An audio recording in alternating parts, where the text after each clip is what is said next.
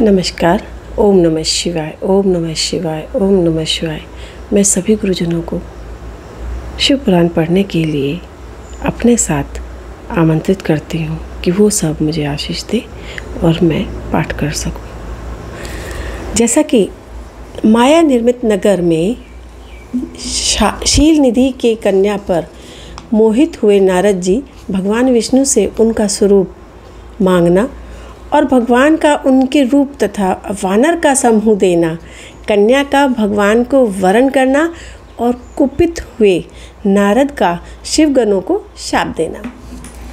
ये एक बहुत अद्भुत लीला है विष्णु जी की, श्री हरि की और शिव जी की। तो इसे हम सुनते हैं।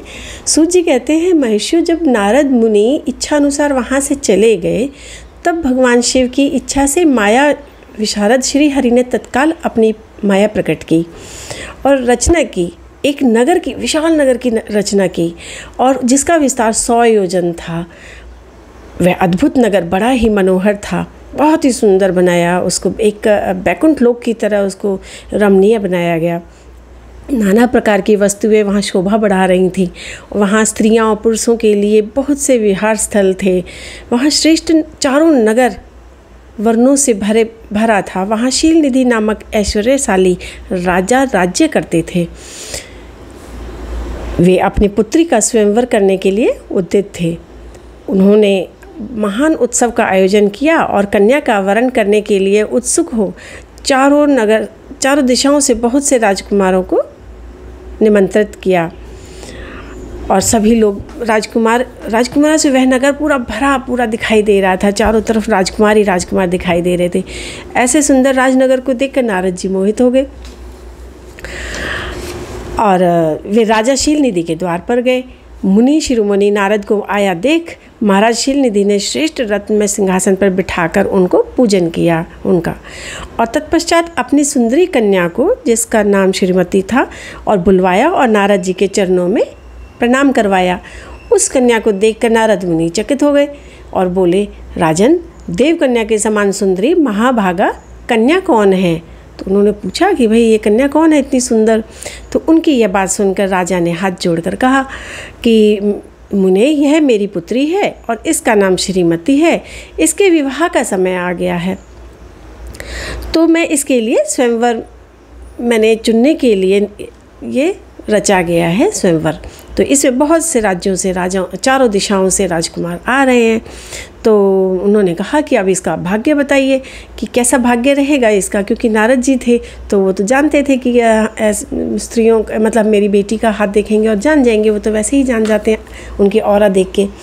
तो राजा के इस प्रकार पूछने पर नारद जी ने उनसे कहा कि कन्या की प्राप्त करने की इच्छा मन में लेकर राजा संबोधित करके इस प्रकार बोले कि भूपाल राजा, आपकी ये पुत्री समस्त शुभ लक्षणों से संपन्न है, परम सौभाग्यवती है और अपने महान भाग्य के कारण ये धन्य है और साक्षात लक्ष्मी की भांति समस्त गुणों का सागर है। इसका भावी पति निश्चय ही भगवान शंकर के समान वैभवशाली, सर्वेश्वर, किसी से पराजित न होने वाला, वीर, काम विजयी तथा संपूर्ण देवताओं में श्रेष्ठ होगा। तो ऐसा कहकर राजा से विदा लेकर इच्छा अनुसार विचरने वाले नारद मुनि वहाँ से चल दिए, क्योंकि उनको तो जहाँ जाना होता था वो अपनी इच्छा करते थे और चल देते थे। अब शिव की माया ने उन्हें विशेष मोह में डाल रखा था। कामदेव की जो माया थी उनके साथ, तो उन्होंने उनको मोहपाश में डाल रखा था। वे मन ही मन सोचने लगे, नारद जी, कि मैं इस राजकुमारी को कैसे प्राप्त करूं। तो अब स्वयंवर में आए नरेशों को देखकर उनका भी एक मन में एक इच्छा हो गई और उन्होंने कहा कि श्रीमती मुझे ही वरण करेगी। तो वो भी कैसे संभव हो सकता है ये सोचने लगे कि भाई मैं तो नारद जी हूँ, ऐसे वस्त्र हैं मेरे, तो किस तरह मुझे श्रीमती जो पसंद करे, स्वयंवर में मुझे चुने। तो उन्होंने समस्त नारियों के सौंदर्य सर्वथा प्रिय होता है, क्योंकि जो सुंदर होता है उसी को सब लोग वरण करती हैं। तो सौंदर्य को देखकर प्रसन्नता पूर्वक मेरे अधीन हो सकती हैं अगर मैं सुंदर हो जाऊं, तो इसमें कोई संशय नहीं है। ऐसा विचार कर काम से विवल हुए मुनिवर नारद भगवान विष्णु का रूप धारण रूप ग्रहण करने के लिए तत्काल उनके लोक में जा पहुँचे। विष्णु जी के समक्ष पहुँच गए और बोले कि भाई मुझे आप अपना रूप दे दीजिए, कुछ भी हो जाए। तो भगवान ने कहा ठीक है, चलो एकांत में आपसे मुझे सारा उनको वृतांत सुनाया और श्री हरि नारद जी के साथ जा बैठे एकांत में। बोले मुने अब आप अपनी बात कहिए। पूछा उनसे कि भाई नारद जी क्यों आए हो यहाँ पे? तो उन्होंने कहा कि ठीक है मैं बताता हूँ सारी बातें। तो उन्होंने नारद जी ने कहा भगवान आपके भक्त जो राजा शीलनिधि है ना, मुझे वे सदा धर्म पालन में तत्पर रहते हैं और उनकी एक विशाल लोचन कन्या है जो बहुत ही सुंदरी है और उसका नाम तो श्रीमती है और वह विश्व मोहिनी के रूप में विख्यात है। तीनों लोकों में सबसे अधिक सुंदरी है प्रभु।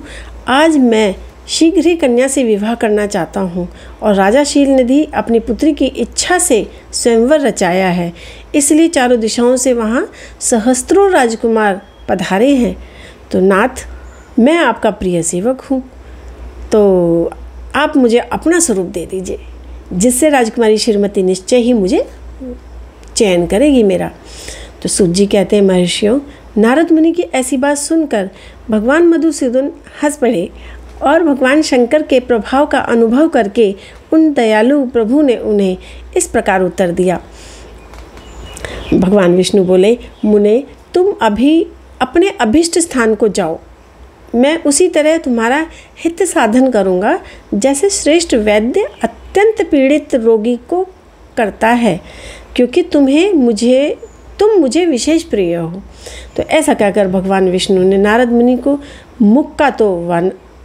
मुख तो वानर का दे दिया और शेष अंगों में अपने जैसा स्वरूप देकर वहाँ से अंतर्ध्यान हो गए।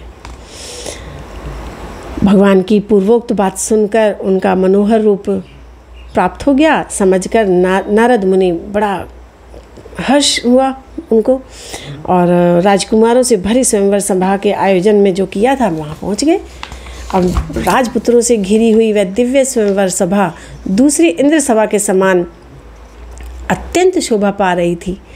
नारद जी उस राज्य सभा में जा बैठे और वहाँ बैठकर प्रसन्न बार बार यही सोचने लगे कि मैं भगवान विष्णु के समान रूप धारण किए हुए हूँ, तो राजकुमारी तो अवश्य मेरा ही चयन करेंगी।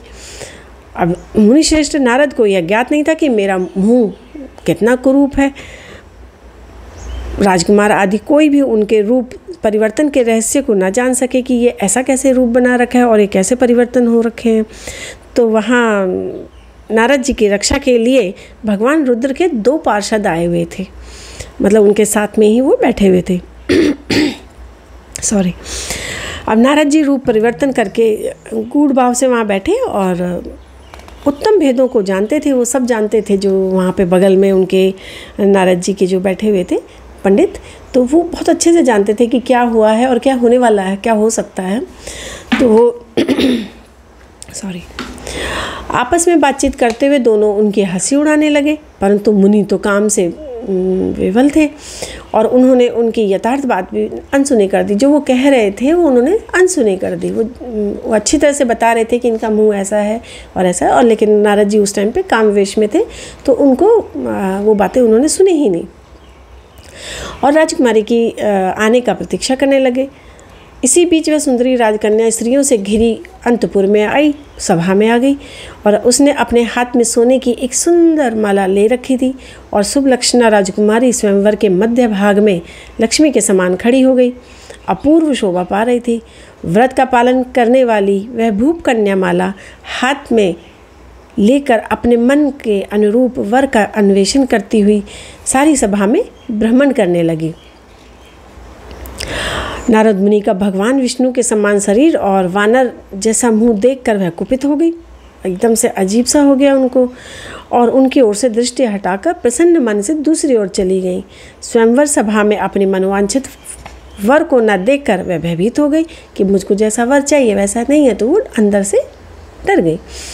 तो उन्होंने किसी के गले में जयमाला नहीं डाली। इतने में राजा के समान वेशभूषा धारण किए हुए भगवान विष्णु वहाँ आ पहुँचे। भगवान को देखते ही परम सुंदरी राजकुमारी का मुख प्रसन्नता से खिल उठा। राजा का रूप धारण करने वाले भगवान विष्णु उस राजकुमारी को साथ लेकर तुरंत अदृश्य हो गए और अपने धाम जा पहुँचे।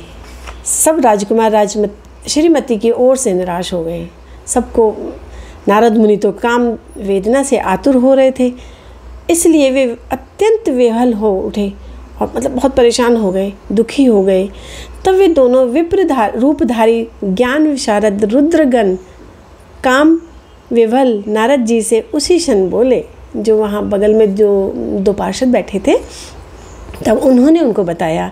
रुद्रगणों ने कहा, हे नारद, हे मुनि, तुम व्यर्थ ही काम से मोहित हो रहे हो। सौंदर्य के बल से राजकुमारी को पाना चाहते हो। अपना वानर के समान घृणित मुंह तो देख लो। सूत जी कहते हैं, महर्षियों, उन रुद्रगणों का यह वचन सुनकर नारद जी को बड़ा विस्मय हुआ। वे शिव की माया से मोहित थे। उन्होंने दर्पण में अपना मुंह देखा। वानर के समान अपना मुंह देख वे तुरंत ही क्रोध से जल उठे और माया से मोहित होने के कारण उन दोनों शिवगणों को वहाँ शाप देते हुए बोले, अरे तुम दोनों ने मुझ ब्राह्मण का उपहास किया है। तुम जाओ, ब्राह्मण के वीर्य से उत्पन्न राक्षस हो जाओ और ब्राह्मण की संतान होने पर तुम्हारे आकार राक्षस के समान ही होंगे। इस प्रकार अपने लिए शाप सुनकर वे दोनों ज्ञान शिरोमणि शिवगण मुनि को मोहित जानकर कुछ नहीं बोले। ब्राह्मणों, वे सदा सब घटनाओं में भगवान शिव की इच्छा मानते थे, अतः उदासीन भाव से अपने स्थान को चले गए और भगवान शिव की स्तुति करने लगे। नारद जी भगवान विष्णु को क्रोधपूर्वक फटकारना, नारद जी का गुस्सा बहुत चरम पे था, और श्राप देना, फिर माया के दूर हो जाने पर पश्चाताप पूर्वक भगवान के चरणों में गिरना और शुद्धि का उपाय पूछना कि अब मैं कैसे शुद्धि करूं। भगवान विष्णु का उन्हें समझा बुझाकर शिव का महत्व में जानने के लिए ब्रह्मा जी के पास जाने का आदेश और शिव के भजन का उपदेश देना। तो सूत जी ने कहा, महर्षियों, माया मोहित नारद मुनि उन दोनों शिवगणों को यथोचित श्राप देकर भगवान शिव के इच्छावश मोह निद्रा से जाग ना सके और वे भगवान विष्णु के किए हुए कपट को याद करके मन में दुस्सह क्रोध, अत्यंत क्रोध विष्णु लोक को गए और समिधा पाकर प्रज्वलित हुए। अग्निदेव की भांति क्रोध से जलते हुए बोले। उनका ज्ञान नष्ट हो गया था, इसलिए वे दुर्वचन पूर्ण स्वयं सुनाने लगे। नारद जी ने कहा, अरे तुम बड़े दुष्ट हो, कपटी हो, समस्त विश्व को मोह में डाले रहते हो। दूसरों का उत्साह या उत्कर्ष तुमसे सहा नहीं जाता। तुम मायावी हो, तुम्हारा अंतकरण मलिन है और पूर्व काल में तुम्ही ने मोहिनी रूप धारण करके कपट किया, असुरों को वारुणी मदिरा पिलाई और उन्हें अमृत नहीं पीने दिया। छल कपटों में ही अनुराग रखने वाले हरे, यदि महेश्वर रुद्र दया करके विष न पी लेते तो तुम्हारी सारी माया उसी दिन समाप्त हो जाती। विष्णुदेव कपट पूर्ण चाल तुम्हें अधिक प्रिय है, तुम्हारा स्वभाव अच्छा नहीं है, तो भी भगवान शंकर ने तुम्हें स्वतंत्र बना दिया है। तुम्हारी इस चाल ढाल को देख समझकर भगवान शिव भी पश्चाताप करते होंगे। अपनी वाणी रूप वेद की प्रामाणिकता स्थापित करने वाले महादेव जी ने ब्राह्मण को सर्वोपरि बताया। हरे, इस बात को जानकर आज मैं बलपूर्वक तुम्हें ऐसी सीख दूंगा कि जिससे तुम फिर कभी भी कहीं भी ऐसा कर्म नहीं कर सकोगे। अब तक तो तुम्हें किसी शक्तिशाली और तेजस्वी पुरुष से पाला नहीं पड़ा था, परंतु विष्णु, अब तुम्हें अपनी करनी का पूरा पूरा फल मिलेगा। भगवान विष्णु से ऐसा कहकर माया मोहित नारद मुनि अपने ब्रह्म तेज का प्रदर्शन करते हुए क्रोध से खिन्न हो उठे। शाप देते हुए बोले, विष्णु, तुमने स्त्री के लिए मुझे व्याकुल किया। तुम इसी तरह सबको मोह में डालते रहते हो। यह कपटपूर्ण कार्य करते हुए तुमने जिस स्वरूप से मुझे संयुक्त किया, उसी स्वरूप से तुम मनुष्य हो जाओ और स्त्री के वियोग का दुख भोगो। वानरों के समान मेरा मुख बनाया था, वे ही उस समय तुम्हारे सहायक हो और तुम दूसरों को दुख देने वाले हो, अतः स्वयं भी तुम्हें स्त्री के वियोग का दुख प्राप्त हो। अज्ञान से मोहित मनुष्य के समान तुम्हारी स्थिति हो। अज्ञान से मोहित हुए नारद जी ने मोहवश श्री हरि को जब इस तरह का शाप दिया, तब उन्होंने शंभु की माया की प्रशंसा करते हुए उस शाप को स्वीकार कर लिया।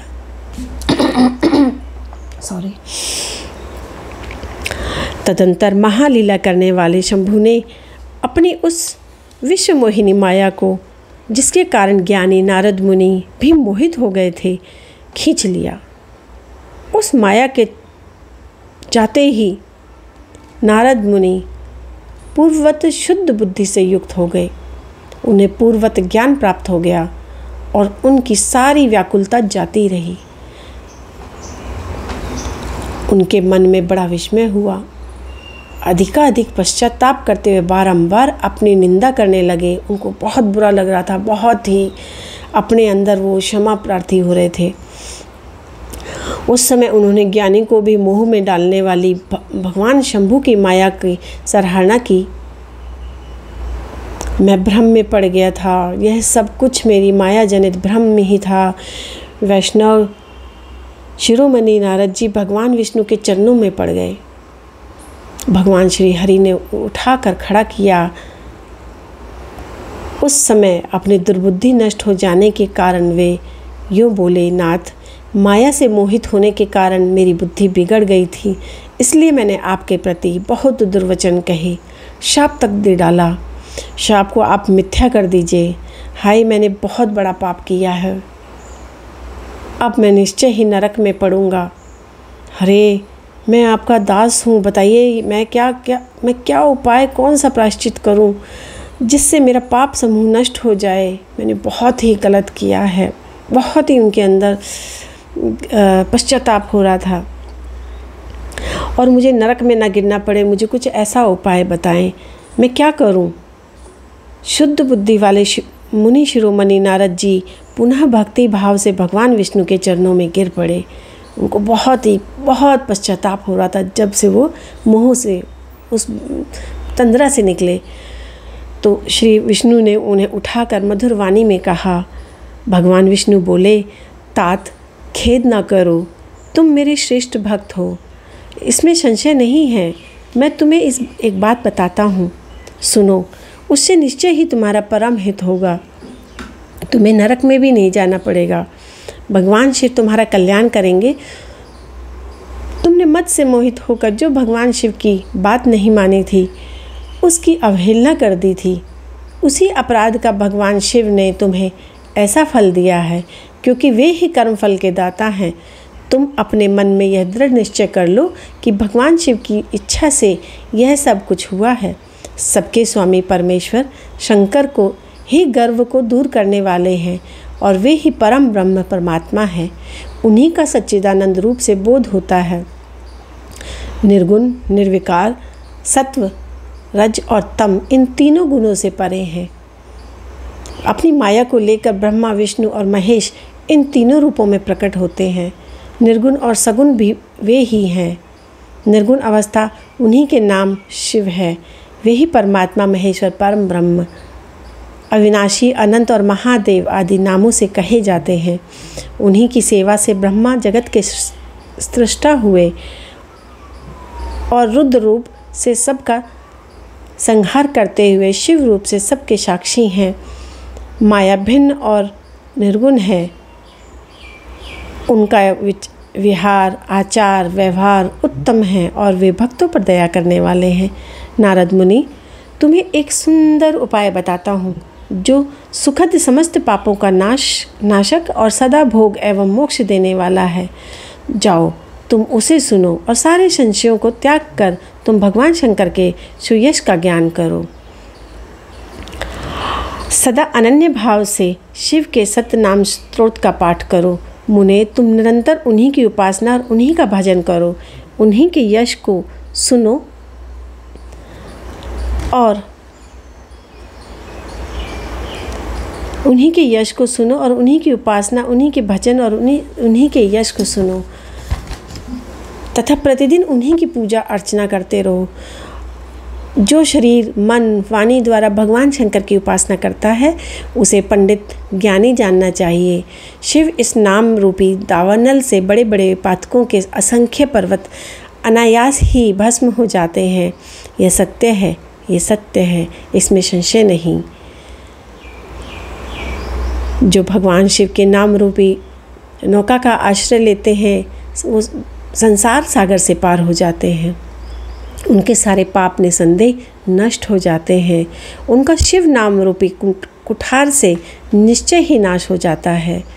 उन्हें शिव नाम रूपी अमृत का पान करना चाहिए। पापदा अवग्नि दग्ध होने वाले प्राणियों को शिवन अमृत नाम अमृत के बिना ही शांति नहीं मिल पाती। संपूर्ण वेदों के अवलोकन करके पूर्ववर्ती विद्वानों ने निश्चय किया और भगवान शिव की पूजा ही उत्कृष्ट साधन और जन्म मरण संसार बंधन के नाश का उपाय है। यत्नपूर्वक सावधान रहकर विधि विधान के साथ भक्ति भाव से नित्य निरंतर जगदम्बा पार्वती सहित महेश्वर सदाशिव का भजन करो। नित्य शिव की ही कथा सुनो। अत्यंत यत्न करके बारंबार शिव भक्तों का पूजन किया करो। मुनिश्रेष्ठ, अपने हृदय में भगवान शिव के उज्ज्वल चरण अनविंदों को स्थापना करके पहले शिव के तीर्थों में विचरो।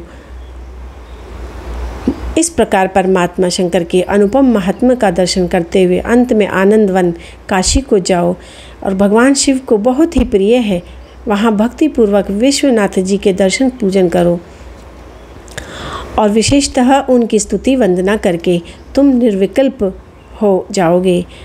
और नारद जी, इसके बाद तुम्हें मेरी आज्ञा से भक्तिपूर्वक तथा अपने मनोरथ सिद्धि के लिए निश्चय ही ब्रह्मलोक में जाना चाहिए।